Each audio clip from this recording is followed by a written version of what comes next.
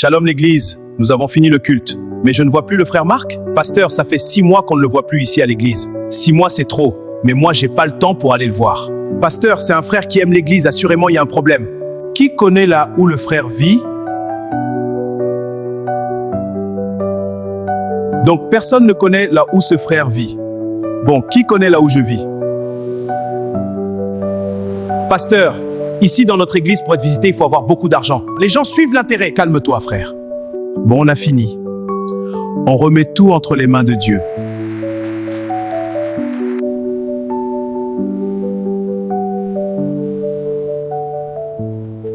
Ô Seigneur, moi qui partais à l'église tous les jours, voici je suis malade, aucun frère me visite, même pas les diacres. Le pasteur nous a enseigné que la plus grande famille, c'est la famille en Christ. Mais là, je vis le contraire. Bon, nous avions fini notre culte de ce dimanche, que Dieu vous bénisse. Diacre, tu étais parti visiter notre frère Marc, comment il va? Désolé, pasteur. Vraiment, je suis désolé, pasteur. J'avais complètement oublié, pasteur. En dehors du diacre, il y a quelqu'un qui a visité le frère Marc? Ou quelqu'un connaît l'endroit où ce frère vit? C'est un frère zélé, courageux. Malgré les difficultés de la vie, ce frère est toujours présent et disponible pour travailler pour l'église. Pendant la construction de notre église, il était là presque tous les jours.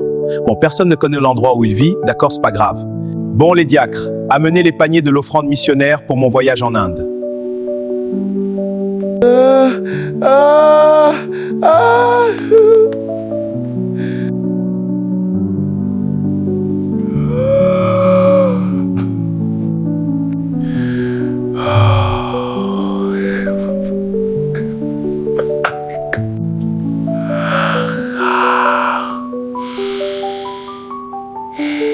Le frère Marc était bel et bien mort.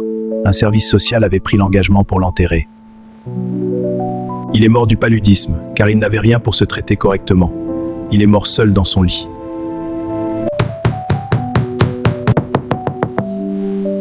Il faut que j'entre.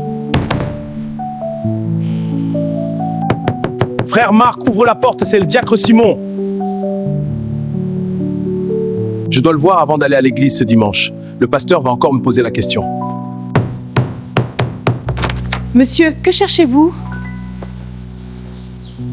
Je cherche le frère Marc. Il prie avec nous. Mais il était mort, il vivait dans l'autre porte. Quoi mort? Comment ça a? Il fut mon voisin, ça fait déjà 4 jours qu'il est sous terre.